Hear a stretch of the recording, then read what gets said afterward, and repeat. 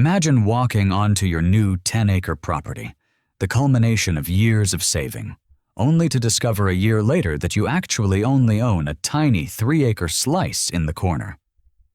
You look at your contract, and it clearly says the address you've been living at. You think you're safe. But here is the shocking legal fact that almost every homebuyer misses. In a court of law, your property's street address does not control what you own.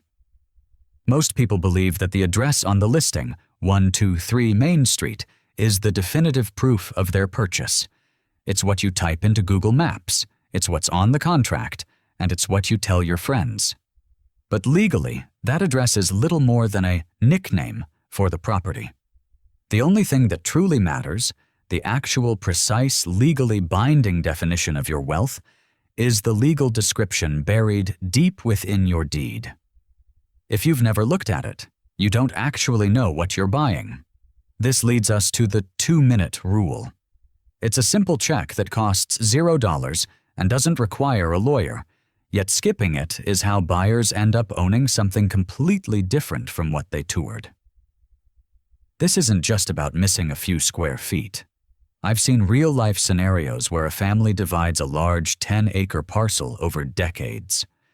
Because some of those smaller parcels share a similar address, a buyer sees the listing, falls in love with the whole field, and assumes they're buying it all. But the legal description on the deed tells a different story. They're only buying one specific lot, not the adjacent acreage they were counting on. The worst part? The information was right there in the deed the entire time. Nobody lied, the buyer just never looked. Now, when you actually find this legal description, it can be intimidating. It often looks like a wall of text full of compass directions, distances, and references to old deed books that mean nothing to the average person. This is often what's known as a metes and bounds description. Metes refers to measurements like feet or chains, and bounds refers to the boundaries, like a neighbor's property line or a physical monument. A legal description must be sufficient to enable a professional surveyor to locate and identify the land with reasonable certainty. If that description is omitted or is so vague it can't be made certain, the entire conveyance of the property could be considered void. You might think you can just pull up a GIS map, the county's online geographic information system, and see your lines there. This is a massive misconception. GIS maps show a general location, but they are not precise, not legally binding, and they don't show where the lines actually fall on the ground. I've seen buyers skip a professional survey to save a few $100s, only to find out after closing that the fence they thought was theirs is actually 2 feet inside the neighbor's yard. Or worse, their driveway partially crosses onto someone else's land. The survey is the only thing that connects those strange words in your legal description to the physical dirt you're standing on. But it gets even weirder. Did you know your property lines can actually move while you're sleeping? This happens through something called ambulatory descriptions.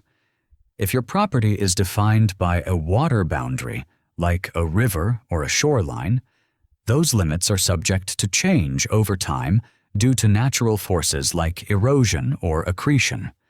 A sudden avulsion, where a river channel moves abruptly, can drastically alter what you own on paper versus what exists in reality. In the classic case of Howard versus Ingersoll, the ownership of a riverbed came down to the ordinary high water mark, defined as the line where the action of water is so constant that it destroys the terrestrial vegetation. If your deed relies on a river that has shifted, your 10 acres might have literally washed away. Beyond the boundaries, there is a deadly trap in the words used in these descriptions. Most buyers ignore the clauses that follow the main body of the text. These words have extreme legal significance. For example, if you see the words "subject to," it means a reservation already exists that limits your rights. It might mean your land is subordinate to or charged to another interest, like a 66-foot wide road parcel that you didn't know was there. If you see the word except, you are literally cutting off a portion of the area described. You might think you're buying the whole lot, but an exception could mean the seller is keeping the mineral rights or a specific corner of the woods for themselves. This lack of scrutiny can lead to total financial disaster. Take the case of Bowles versus National Development Company. Buyers flocking to a new community were promised a beautiful 30-acre lake as the centerpiece of their investment. But because the developer failed to construct it properly, the lake wouldn't hold water. It was, in essence, nothing but a 30-acre hole in the ground. The buyers saw their property values plummet because they relied on a promise rather than the legal reality of what was being delivered. And if you think you can just fix it later, the law is often unforgiving.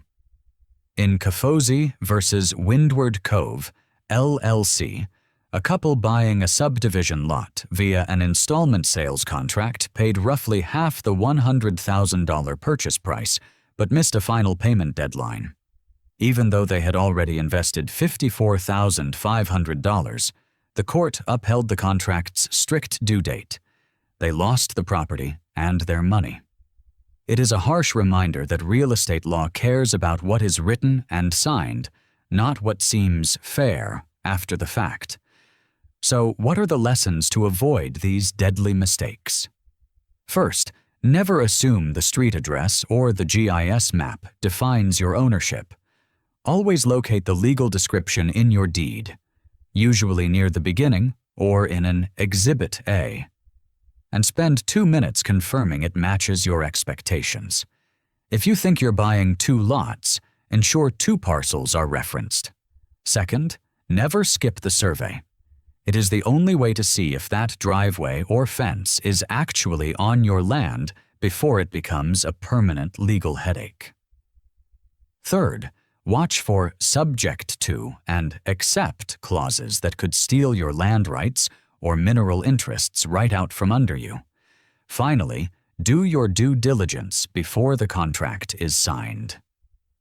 Most expensive real estate mistakes aren't the complicated ones. They're the simple checks that buyers skipped because they trusted a street address more than the legal description. If you found this video valuable, please like, subscribe, and turn on notifications to stay updated with the latest legal insights from the Legal Lecture channel.